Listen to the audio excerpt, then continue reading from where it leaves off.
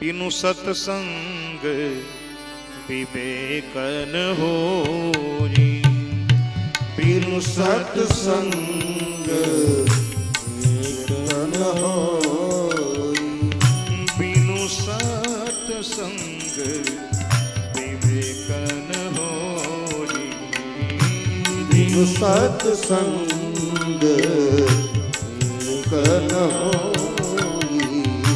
राम कृपा बिनु सुलभ न सोई, राम कृपा बिनु सुलभ न सोई, राम कृपा बिनु सुलभ न सोई, राम कृपा बिनु सुलभ न सोई, सत्संगति मुदय मंगल मूला,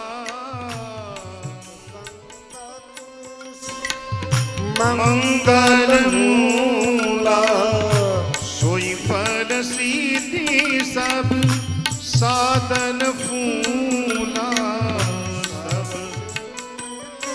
सब साधन फूला, सट सुधर सत्संगति पाई, सठ सुधरहि सत संगत पाई, पारस परस उदात सुहाई, पारस परस उदात सुहाई, बिनु सत्संग विवेक न होई, बिनु सत्संग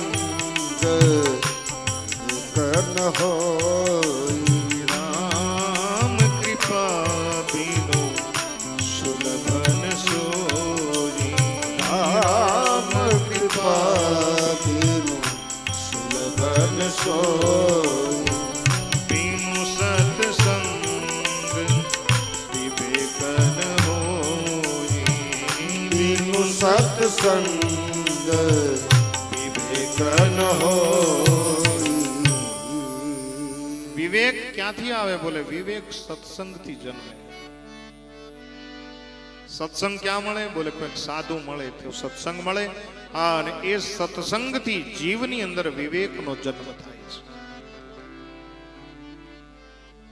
કોઈ કરિયાણા વાળાની દુકાને એમ જઈને કહો 500 ગ્રામ વિવેક આપો તો ઈ ન આપે. ન્યા ન્યા ઈ એમ કે કાંઈ વિવેક ન મળે, ચા ખાંડ મળે. વિવેકની જો પ્રાપ્તિ કરવી હોય તો સત્સંગની અંદર જવું પડશે. ગણપતિ મહારાજ મને તમને સમજાવે છે કે એક વિવેક સાથે જીવતા શીખો. બહુ ઊંચા પણ ન ચડી જાઓ, બહુ નીચા પણ ન નમી જાઓ.